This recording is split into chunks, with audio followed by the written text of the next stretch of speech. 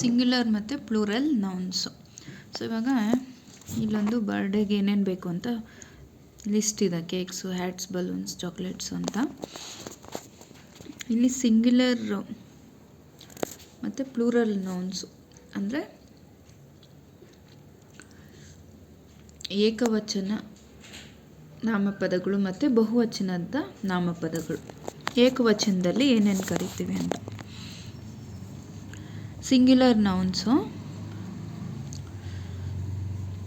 So ಅದು ಒಂದು the names of one person, one animal, place or thing. ಒಂದು ವ್ಯಕ್ತಿ, ಒಂದು ವಸ್ತು ಅಥವಾ ಒಂದು ಜಾಗದ್ದು, ಒಂದು ಅನಿಮಲ್ಗೆ ರಿಲೇಟ್ ಆಗಿರುತ್ತೆ.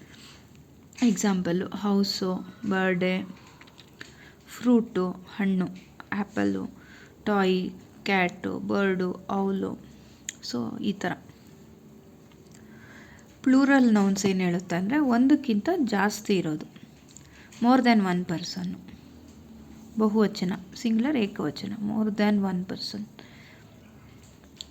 More than one animal, more than one place, more than one thing ಅದ್ರ ಬಗ್ಗೆ ಹೇಳುತ್ತೆ.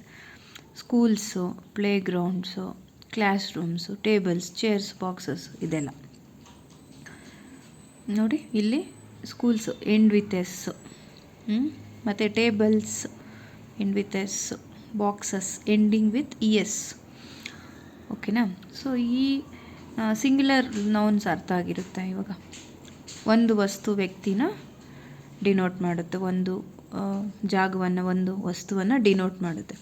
ಈ ಪ್ಲೂರಲ್ ನೌನ್ಸಲ್ಲಿ ಎರಡು ಕ್ಯಾಟಗರಿ, ಮತ್ತು ending with S, E S, ಮತ್ತು plural nouns ending with V E S ಮತ್ತು ಐ ಎಸ್. ಅದು ಆಮೇಲೆ ಹೇಳ್ತೀನಿ. First will check with S.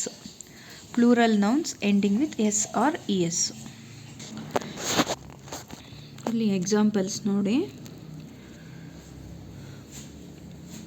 So ಇಲ್ಲಿ ಎಸ್ಸು ಆದಷ್ಟು ಜಾಸ್ತಿ ಮಾಡಿ ಎಸ್ನ ಯೂಸ್ ಮಾಡಿರ್ತೀವಿ. ಇಲ್ಲಿ singular garden, gardens S add ಮಾಡಿದ್ವಿ. Flower, flowers,